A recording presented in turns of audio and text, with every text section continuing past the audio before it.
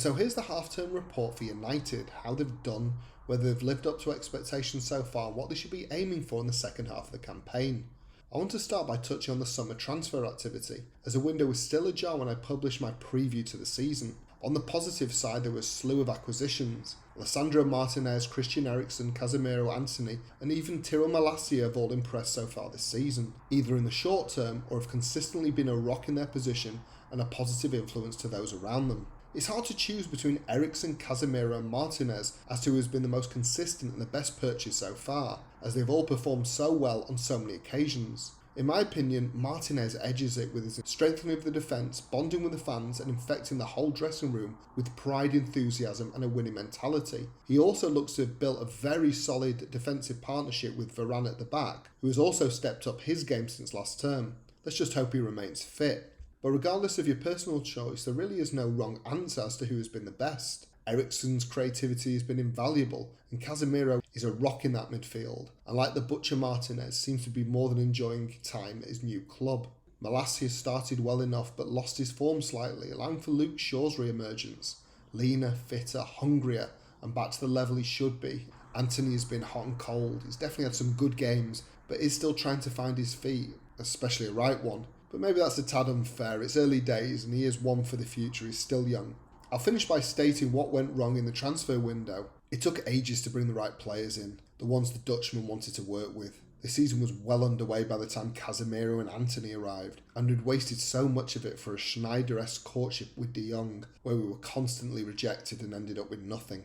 The actual acquisitions look solid so far, but a big negative apart from the De Jong waste of time was that no strikers were brought in. So to the start of the season, if you can remember that far back or can bring yourself to, it was a shocker. We're outplayed by Brighton, losing 2-1 on the opening day of the season at home, and then suffered a 4-0 drubbing at Brentford. Maguire looked out of his depth, Martinez struggled badly alongside him, and especially against the Bees, it was almost as bad as anything we saw in the death throes of Ollie's reign. However, things turned with Liverpool coming to Old Trafford in the next game. We all feared the worst. However, what a result and superb performance we dug out. The Scousers were contained and outplayed, the Butcher was starting to earn his name and begin the first step of his reputation. He got the Man of the Match award. 3 tight but important wins followed that performance, away at Southampton and Leicester, and at home to current league leaders Arsenal. We're the only side to beat the Gunners this season in the league. All of the games saw us lead somewhat of a charmed life, but the character we showed to hold on to the win, when we would have failed last term or even in other recent seasons gone by,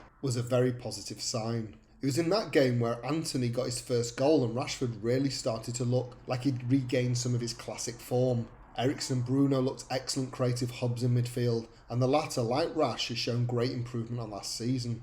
The passing of Her Majesty the Queen put our momentum off track, as there were 10 days of national mourning and the funeral before we could start again, which led to 2 games against Palace and Leeds to be rearranged later in the season. The derby at the Etihad was our first game back, and it was more of the same kind of performance from last season. Outplayed and outthought, we went 6-1 down at one point, before Tony Martial, of all people, gave the scoreline some semblance of respectability with 2 late goals, but even then it was 6-3. My personal response, as per the pre-season video, was support the manager. He needs time, transfer windows, and above all patience from the fan base. But most, like me, understood that this is a process and a project. In the meantime, Ronaldo was being used sparingly, as despite his ripped physique, he was not fit enough to play in the pressing manner that Ten Hag wanted, and at the same time the Portuguese took offence that he wasn't getting enough game time. However, this humiliation was followed by a 5-match unbeaten run, including 3 wins and some personal records. Ronaldo scored the winner in a 2-1 victory at Goodison Park, which was his 700th in club and international football. David De Gea made it 500 club appearances for United against Newcastle. Antony became the first United player to score in each of his first 3 games for the club, and Marcus Rashford became just the 22nd player in our history to score over 100 goals for United in all competitions. Varane and Martinez really started to gel at the back, whilst Diogo Dalot showed his best form since coming to the club, looking very much like a permanent first choice over the inadequate Wan-Bissaka. The manager's personal touch, his training tactics and no-nonsense approach led to what is widely acknowledged as our best performance for years. A 2-0 victory over Spurs, which was a flattering scoreline for the visitors, but for Lloris it could have been many more. It was in that game Ronaldo refused to come on as a late sub and instead had a tantrum, walking prematurely down the tunnel. There would be more of that to come. Another slip-up against struggling Villa, who just installed the scourge of Solskjaer, Unai Emery, was a sobering moment. Taking a positive look at it, it was the kick up the arse we needed, for the lads and the fans to not stop believing their own hype. 3 wins followed that, a last-minuter against Fulham thanks to the great prospect Alejandro Garnacho, a comfortable win against Forest, and as I write this, a deserved yet frustrating win at Molineux, which does nothing but prove that we need an out-and-out striker in the January transfer window. We're currently 4th, 4 points behind City, but a whopping 11 points off the top, a position surprisingly held by Arsenal. However, considering the start of the season, I think this is a very good achievement. Remember, we are nowhere near the finished article. These are just the green shoots of recovery. Moving on to the knockout tournaments, and we've been blessed in the League Cup with 3 matches, all at home against very beatable opposition. After losing the league game, we beat Villa straight after 4-2, despite going behind twice, and showed great character. Burnley were comfortably swept aside next 2-0, just after the World Cup finished in mid-December, and this was despite the fact that the Clarets were match fit and currently topping the second tier. That set up a quarter-final match against another Championship side at home, Charlton, who we play in early January. At this moment in time, the League Cup seems to be our best chance of silverware, with only City and to a lesser extent Newcastle, the only sides of note left in the competition. In the FA Cup, we've benefited again from a home tie, this time against struggling Everton, another winnable game. Into Europe, and the Europa League saw us pay for a slow start to the competition, losing the opening match at Old Trafford to Real Sociedad. Despite 5 consecutive wins coming after that, including away at Sociedad in our last game, our inability to take the teams apart in the same way the Spaniards did meant that we were edged into second on goal difference, and are so forced into a playoff for the knockout stage against a Champions League dropout, and we have a tricky 2-legged tie against Barcelona to navigate in February. It's a winnable competition and a safety net for Champions League football qualification, but we're going to have to do it the hard way.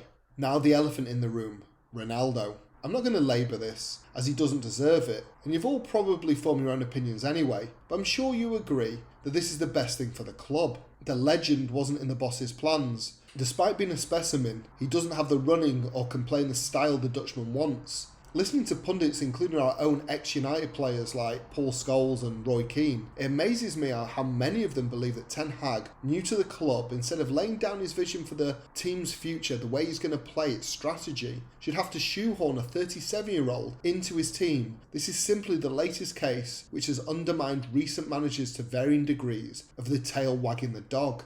Ronaldo's petulance, refusing to come on and instead storming off, just showed how much we don't need characters like that at the club anymore. On top of that, the shameless interview with that sycophantic bloodsucker Piers Morgan was the cherry on top of the cake. I was relieved when we parted ways just before the World Cup began. It was like a weight had lifted, and I respected Bruno and Dalot's lack of defending their international teammates' club antics in the aftermath. So moving on, now an overview of performances. Starting with a gaffer. I think Ten Hag has made a lot of good decisions. He's brought some quality in, he's made tough calls about his team selection and discipline, and even just today dropped Rashford for being late for a meeting after oversleeping. This kind of discipline is exactly what the club's been lacking. Despite a poor start to the season, Ten Hag didn't compromise his vision and didn't make excuses. He's run the club with dignity and so far has done everything that I've expected from him. We mustn't forget Rome wasn't built in a day. I'm really looking forward to United in 2023. As for the players, I've covered most of them in the video, so I won't repeat myself. What I will add though is that new leases of life have been given to players that most Reds would have written off.